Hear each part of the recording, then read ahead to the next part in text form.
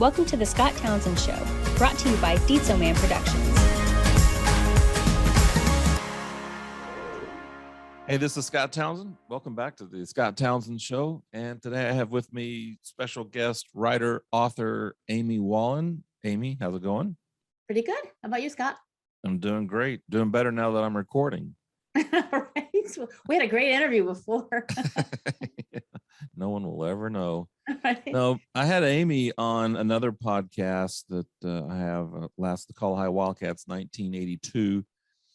And she had mentioned that she wrote a couple of books actually. And so it's this one. The one we're talking about today is, can you see that?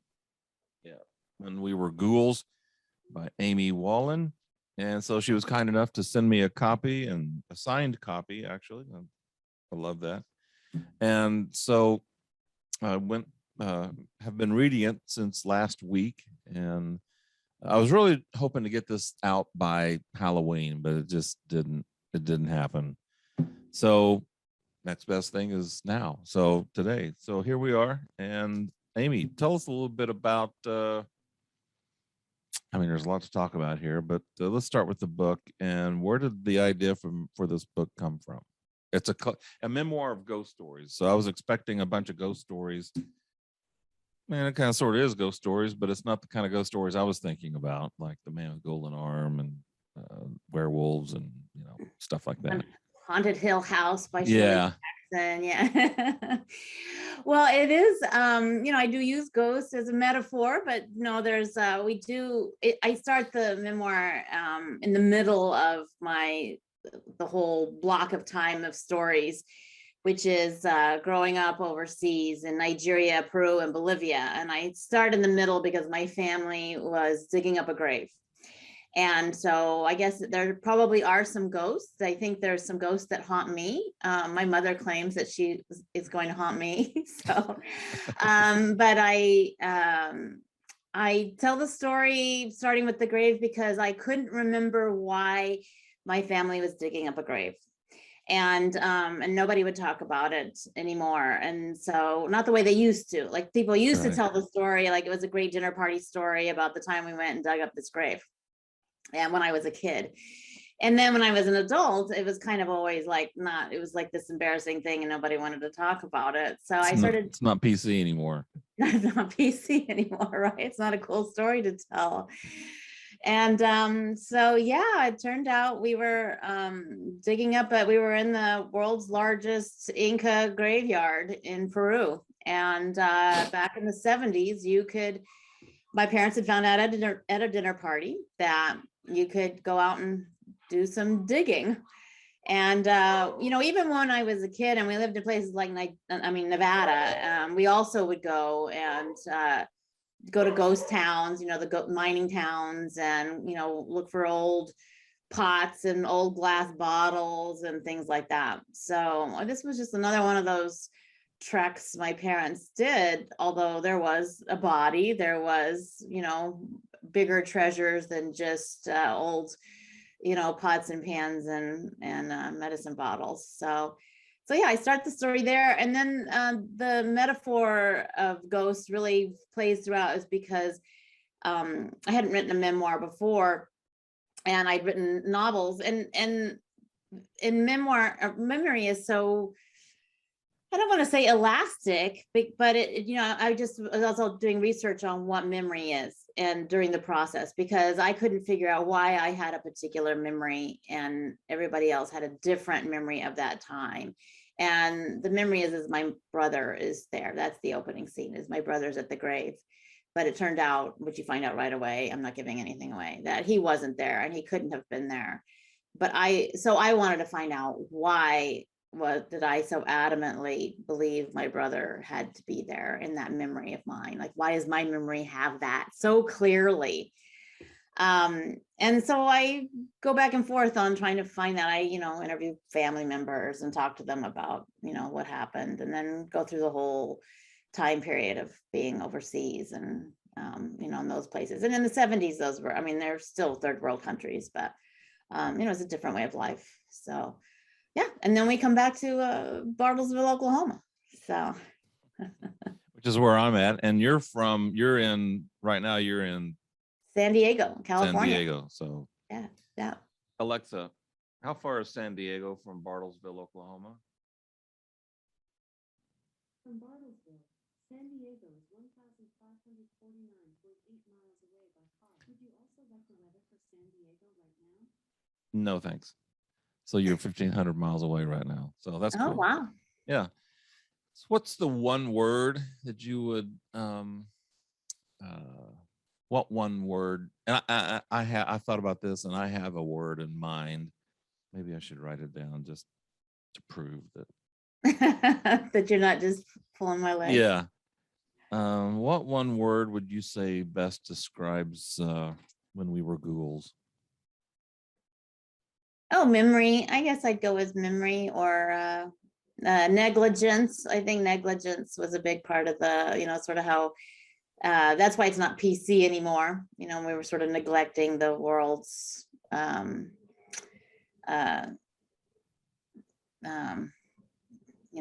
resources, I guess, throughout.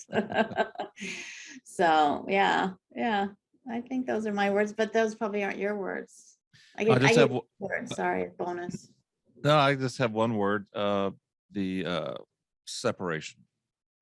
Separation, yeah, that's a good one. And I think those kind of go with, it kind of goes with negligence, right? So that like suddenly everybody's gone, and when you're a kid, and that's what my story was really about, was and that's why, well, I'm not going to give away the ending now, but why my brother was so clearly in my mind. But yeah, because everybody left. I mean, I was 7 years old, and everybody gradually went away. My brother and sister went to boarding school, and my father went to work in the bush, and my mom got malaria and was bedridden. And there I was, 7 years old, in Lagos, Nigeria, fending for myself. It was another world. You look back and you think those things make you really strong, but when you're going through them, it sucks. Yeah, I was reading through that, and I was like, man, I couldn't make it through one day in daycare, and after, can't imagine weeks and right. weeks. Yeah, no, I still remember. Well, the funny thing is, again, I say I remember it vividly, but like I said, memories are so funny, because what I remember is, things that were particular to me, or things that I felt strongly about, or things like that. So, and I learned some interesting things about memory, and how it isn't just a storage box in our brain. How we actually recreate it. I mean, we are using our imaginations constantly, and that is one of the things I do. Is I teach kids writing. Not just creative writing, like writing fiction, but how to write their own stories and their own memories. And we are using our imagination every time we remember something, because every time we tell our memories, we recreate it with more of ourselves in it. So it's sort of interesting. That is why, when you have a memory of Thanksgiving, and Uncle Bob was there, and then your sister and your brother tell you Uncle Bob never could have been there, so he died the year before, but Uncle Bob was there. So so it's funny. Memory is an interesting thing. The fog of memory, the fog of war. Right. Crazy. Yeah. When I thought of separation, I thought of separation. It seems like the lizard's tail, the bird, your mom, dad going off to the bush, siblings going off to school, even the butcher and the janitor. Yeah. There was a lot of and death, Yeah. even the crown and the skull being separated. So I just thought that very, and as kids, these are hypersensitive moments that for an adult probably don't think twice about any of these things for the most part, but for a kid, it's everything. It's life, it's death, it's oh my God, what's going to happen to me? Right. And so I thought it's not that you don't need me to tell you it's a good, well-written book, but I thoroughly enjoyed it. It is a well-written book. What's Thank your you. writing process like when you wrote this book, or when you've done 2 so far? Yeah, my writing process is it's long. It takes me a long time to write a book. A lot of people can write a book, in a year or do more, but I tend to. Well, this one, it was a reluctant memoir. I didn't want to write a memoir. I was sort of anti-memoir. I don't know about anti-memoir. I don't have a problem with memoir. I love reading memoir.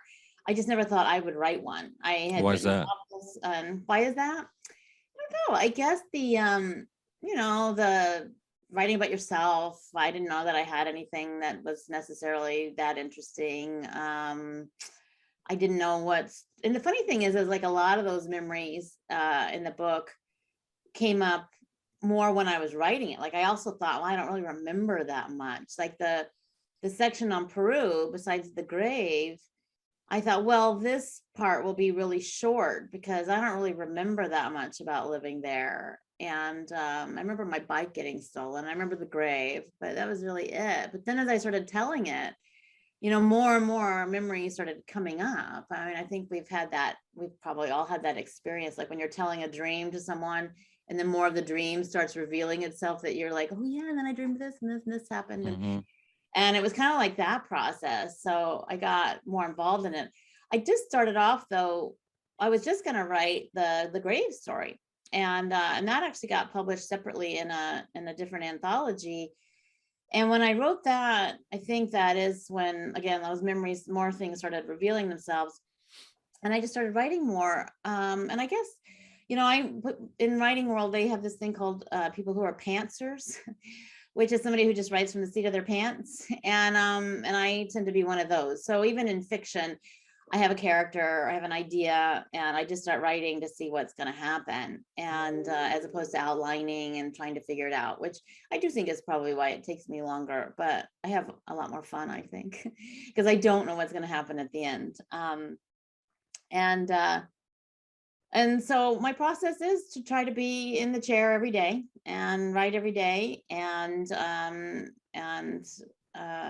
just be present with the story. I sort of feel like once you're a writer, you kind of write 24 hours a day because you're always thinking about it and processing the whole thing. So, and I just think it's important to, I do a lot of editing. I do probably a lot more editing than a lot of people do too, maybe because I'm a pantser.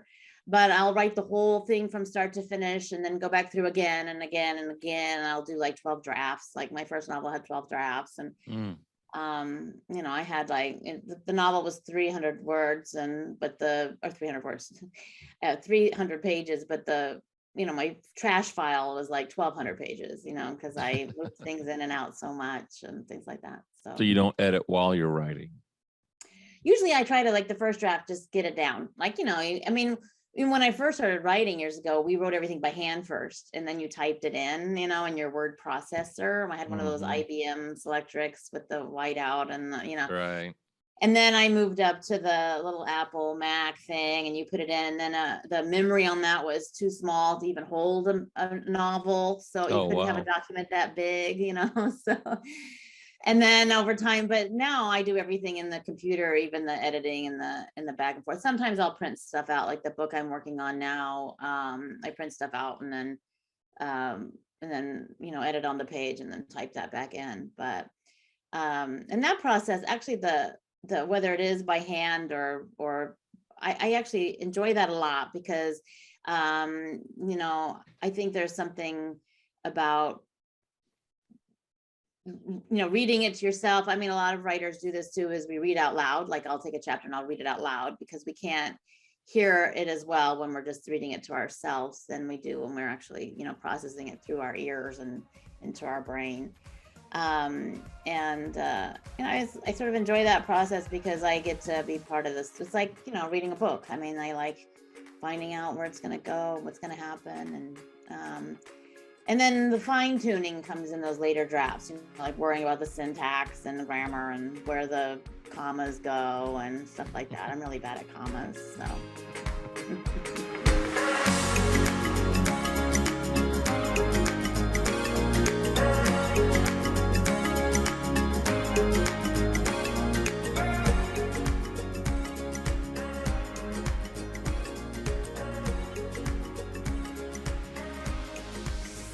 you spend a particular time of day to write? I try to make it like a job where I go to work at 8 o'clock in the morning and sit down and get the work done that I need to get done, at least, a few hours. I try to schedule most things like, whether it's meeting with people or doctor's appointments or whatever, sometime afternoon. Like, doesn't always really work that well. And I guess because I've been doing it longer now, I also have learned to focus on it like throughout the day. This book I'm working on now, it requires actually me going into the kitchen and working because it's got recipes in it. And so I'm in and out of like, okay, this recipe needs this. So I have to go down and figure something out in the kitchen, but then I have to come back to the computer and work on the chapter that goes with that and what's the writing on that. But then I have to go back to the kitchen and figure something out before and it's sort of this back and forth. And then, I have to run to the grocery store too and things like that. But so it's just, I think maybe I would actually say every book has a little different process, because like the memoir, like I said, it was, I was reluctant to write it, but I did do I was so curious, I was making a lot of phone calls to my parents and asking them questions and taking notes while I was doing that, and then not knowing where that would go. Because each time I would call and ask them a question and they would say things like, well, your brother wasn't there, then I'd have to call my brother and find out, come on, you were there. And he's like, no, I couldn't. Yeah. So I think each book is just a different process. So, or at least for me. So, it's good to have a habit of sitting down in the chair though every day. So for somebody. That's like this with this podcast. I always try to do something every day with it, and I try to schedule my interviews at the same time, and just kind of get into that rhythm and then stay in that rhythm. Hemingway said writing is really simple. You just sit down at a desk and bleed. Right. Is that pretty much is that the way it really is? Pretty much, yeah. Yeah, any version of releasing is probably pretty true on the page. You sometimes you have to be really aware of being, or not aware, I guess you have to be willing to be vulnerable on the page. If you hold back, people can tell. It's interesting, I just read a review of a memoir that I really want to read, and the reviewer had put in there that the person wasn't really allowing herself to be vulnerable. So I was sort of disappointed already that they weren't allowing that part of their story to come through. It was a political figure, so chances are they're not ever going to be vulnerable. But then I think it's just a good idea to be open and honest. I mean, you can always go back and that's the thing about first drafts, to put everything down and then figure out what you want to leave in and what you want to take out later. And that's what drafts are for. So kill all your darlings. Yeah, exactly. So were you worried or concerned, because this is a memoir, were you worried or concerned about what others might think who show up in the book? Oh, that's always a question that memoirists have. And most teachers tell us that you should let them, it's your story and other people can write their own story. And I did have a concern. I mean, I was really concerned about my mom. She doesn't come off as all that nice or whatever, but she was the one I was concerned about. Yeah. But the interesting thing about my mom was she had written my story years ago and self-published it. So I sort of felt like, and I told her that, and I told her that, and she felt like, I should make everything happiness and light, and that everything was sunshiny and bright. But I didn't really feel like, I felt like, I think I hurt her feelings in the book, but from what she read, basically because she told me I did. But I also think that the whole point of the ending of the story is how I also came to realize that, this is how, I mean, we weren't a perfect family, and that was part of the problem too, is I think that delusion of, we're this perfect family. I mean, we lived a privileged life, but we weren't really, we came from a blue collar household and then kind of were living this suddenly very privileged life. So I think there's a lot of delusion in that. But I think in the end, everybody was fine with it. My sister called me and told me, she's not in it that much, but she wasn't really in my childhood much, but she called me and said, oh, this is exactly how I remember it. So I know. So, and my brother was fine with everything. He thought it was great. Of course, he's like, he says, it's kind of hard to read a book where you're the hero. So, but yeah. And then my dad, he thought I got all the details right and all the, he liked his portions of being part of, the guy working in the jungle and stuff like that. So, but those were the people I made look good. Mom liked the details. She did say she liked the details. And a lot of details. And you say your memory is not that great, but I would argue that your memory is really good. I mean, even you mentioned you and I are the same age and we grew up in the same time frame and same kind of products, and you mentioned the soap Physoderm or Physodex, and I hadn't thought of that in right 40 years, right? And I was like, oh my gosh, Yeah, how does she remember that? right. So anyway, well, I you did remember a it darn because it was good a horrible job. I was still, that green bottle is a bit of a horror moment for me. That's probably true. Right. Yeah. But then when I actually, because I had to Google it, I mean, unfortunately we have Google now for helping us with our memory, but when I Googled it, I think I was trying to figure, I knew the name kind of close, but I Googled soaps or green bottle and all that sort of stuff. I can't remember, now I don't remember how I remembered it. But then when I read the reports about how it was like this, they took it off the market because of the problems it caused for babies, and it was just awful. Like that's what we were using as soap when we were kids, So bathing in acid. Right, exactly. Does writing energize or exhaust you? Oh, it actually energizes me. I mean, it can exhaust me if I've sat there and really gone, to places I wasn't expecting to go. And at the end of the day, it does feel like I always am like, I feel like I ran on a treadmill sometimes. But it can also be really energizing if I've gone to a place that I hit something good, some kind of gold, and I'm going through feeling like, this is it. When I'm stuck in, muck and can't get through, that can be like, why do I do this? I should just be a CPA.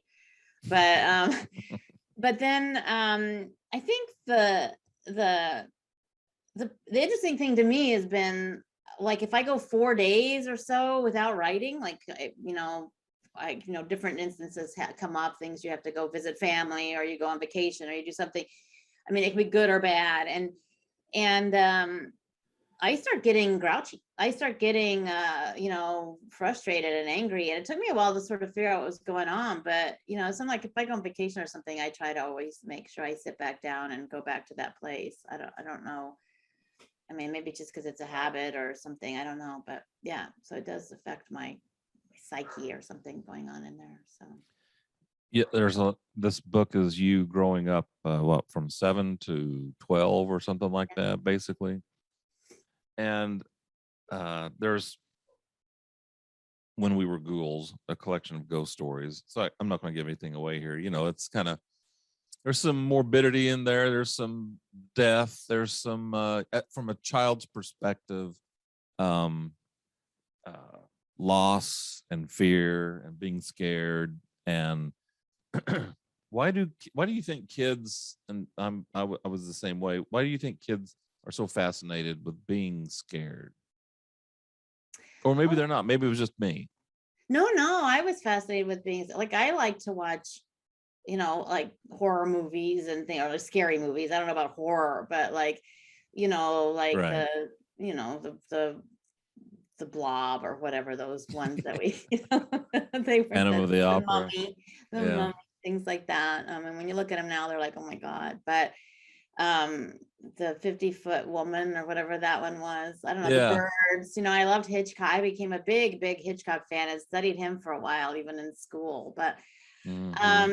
and I think there is something about, curious as to what is, we have a lot of questions like that are unanswered, whether it's what's on the other side or what is going on in the world that we don't know about. I think especially when you're a kid, that there's secrets, if you want to call them that the adults have that we aren't privy to. And it gets to be scary when we're kind of hanging on to what could that possibly, our imaginations Right. take to different places. So It's like kids are naive enough to think that Frankenstein might really be real, or that, yeah, that bump in the dark at night is really, the other night I actually woke up in the middle of the night, and the lamp shade against the window, when I looked up, all the lights were out, except for the light outside. And so the lampshade looked like a human head standing Ooh. behind me. And that's just so funny. Did you 'Cause I get scared? yeah, so I'm laying there in bed going, oh my God, What who do I is do? that? And I was like, okay, calm down, figure it out. It's nothing. And then I looked around again with a little bit clearer frame of mind, and it's the lampshade. Okay. But it's funny that you didn't see that before. Like, surely that same light outside, maybe is the moon, or just when you woke up at that time of night at the same time the moonlight was shining. Is that what made it different? Or And I think I looked at it from upside down as I was oh yeah, kind of yeah, pulled my head back to look like that, and got a right, different perspective and didn't recognize. Anyway, it's funny how your mind plays tricks on you. But right. So it's not just kids. and so it's, especially kids, they're so easy to scare, and there's so many questions that they have.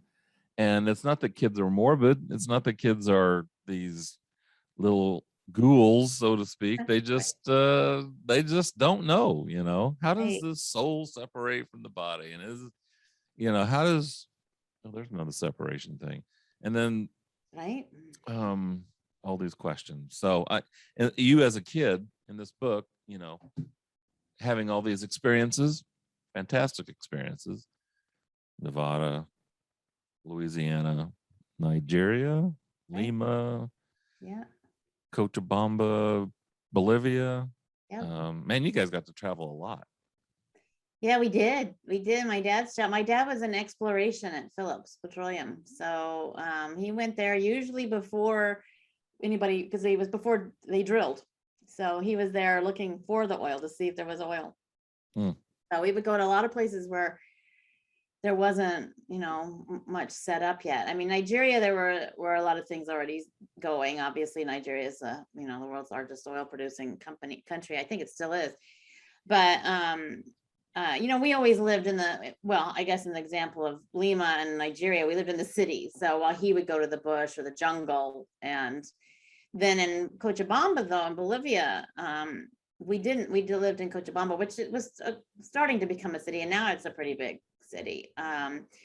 But so we didn't. A lot of people I think live overseas. They live in London and Singapore, and all these Stavanger, Norway, and Norway, yeah. like that. My dad did go and work on Ekofisk in Norway, actually, when we came back to Bartlesville, but yeah, mostly we were just going to some of these other more rural kind of places to do, or at least I guess Cochabamba is really, well, when I think about the US as well, that was really what he was doing was, surveying, a lot of that kind of geophysical kind of work. So, and we went along because that's what you did, and yeah, that was a whole different.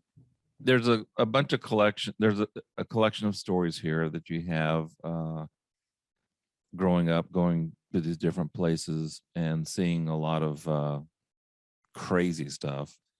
one of the things that the executions and the people that would die in the street and start Yeah. bloating, Sorry. Yeah. Decomposing. Yeah. decomposing, and you guys would, mark the time of day. Hey, they're getting bigger over there, And I'm thinking, where is this happening? Who that would never happen in Bartlesville. That would never happen in the United States. Where in Right. the world is this happening? Where people just, why doesn't someone pull them off the street? Or I don't know. That blew me away. Yeah, the population's too large. I mean, it's just crowded and there's just so many people, and it's like just flooded with life and death, and just people in between, and Yeah. and then they don't have the resources in the city. I mean, the corruption in Lagos or Nigeria, especially, even though they are the world's largest oil producing country and they have, tons and tons of money. That's, the government gets that and it doesn't all go to the people. So, yeah, nothing like a little corruption to make things a little upsetting, to cause a little homelessness. But yeah, no, and I think when you're a kid, of course, when you're a kid, you don't know any of that. You're just like trying to figure it all out. Yeah. And and we were, I think about like the difference between, what I think, and maybe it's a good or bad example, I don't know. But remember when we were kids and there was that scare about the razor and the apple at Halloween? Yeah. So then trick-or-treating became this like dangerous thing because you just never, well, it turned out that was like never happened. There was never a razor in the apple or whatever, but still today kids are like, they have to go to the mall to trick or treat and they can't, they have to, parents have to be with them. But when we were kids, we were just thrown out the door in our costume and we'd be out there all night long and just, trick or treating and went to strangers' houses, and then there was the big, the full-size candy bar house that we wanted to go to, and all those kinds of things that we, there was the haunted houses or the houses that would leave the doors, the lights out. But I think there's something about like in the 70s when we were living there too. I just rode in a little Volkswagen bus with, one of the employees at Phillips. No family went with me to go to school 3 islands away, even though there was, a lot of violence and things going on. Parents just, I've talked about that with other friends of mine who had lifestyles like ours, where we lived overseas at a young age and our parents were kind of carefree and partying, and, it was the 70s. So they were all having daiquiri parties and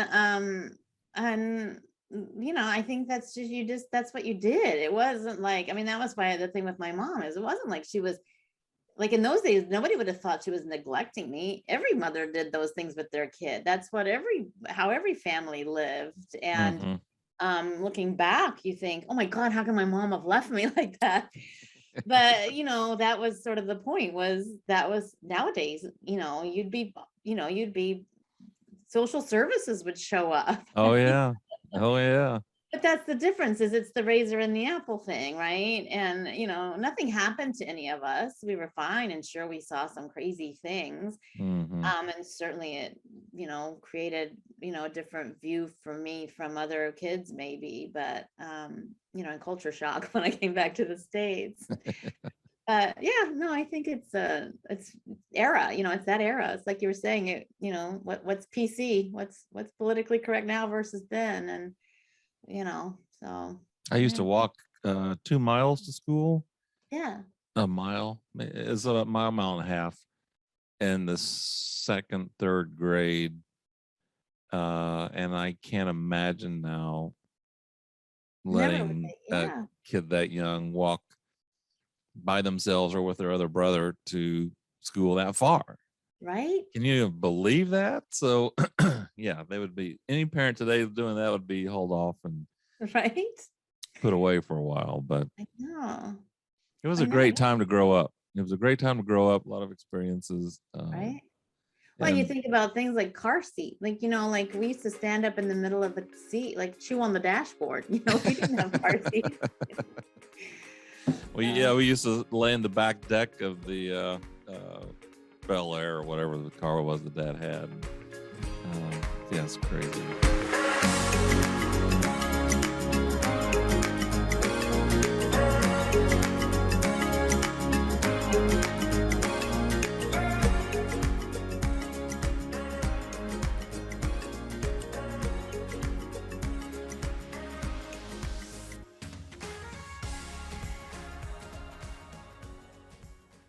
What is the last question? You said memory is like bone. What do you mean by that?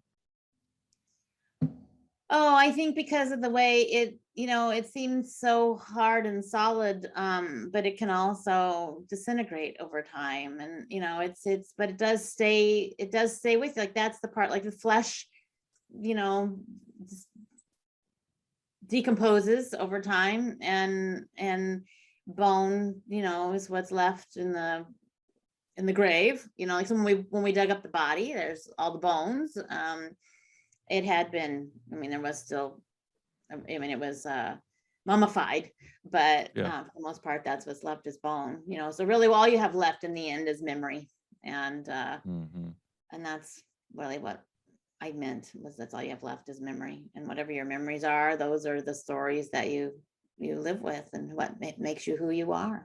So I think I might use some of those words, maybe some words from this book, for the last The Call High Wildcats 1982 podcast, because really that's just all about memories. Yeah. It's like a memory depository True. for all these people. So it's really just all about, tell me about, your memories from high school, and so Right. some people can remember and some people can't. They, there's all in between. And they're And- all trying to figure it out and what it all means. So, Oh, yeah. And as I listen to the podcast, which I absolutely love, is I love that, like, at first I'll be like, oh, I don't really remember who this was, but then they'll tell the story and I'll be like, oh, yeah. And then I'll have my own memory of something, either with that person or something else at that time, or, like I couldn't remember that the high school football game was canceled. But then as more of the story was revealed throughout the podcast, I was like, oh yeah, how much of that, came to light. So it's interesting, it actually triggers new memories too. So definitely it's a memory repository. And then, yeah, it's really good. Yeah. so if anybody wants to get this book, where would they go? So you can get it anywhere, Amazon or, bookstores or any of your independent bookstores, or order online, and, whatever you go to, Barnes and Noble. So Right. Well, that's available cool. everywhere. And if anybody wants to get a hold of you, the author, where would they go? Yeah, they could go to my website, amywallen.com, and email me. That's my regular email. It's just amyliz@amywallen.com. But I'm there and I answer email. That's cool. Well, Amy, thanks so much for spending the time and thank you, Scott. This was fun. talking about memories and talking about your book, which I really enjoyed, and I highly recommend everybody's listening, watching, get you a copy of When We Rules, and you'll thoroughly enjoy it. Thanks, Scott. I really appreciate that. All right. Well, for Amy Wallen, this is Scott Townsend. Thanks for watching, listening to the Scott Townsend Show. Have a great day, and we'll talk to you later.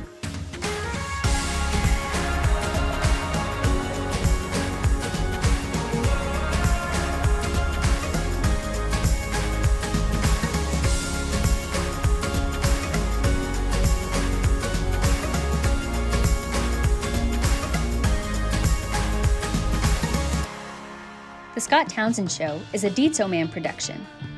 For more episodes, visit the Scott Townsend Show YouTube channel, listen on Apple Podcasts, or wherever you listen to your favorite shows.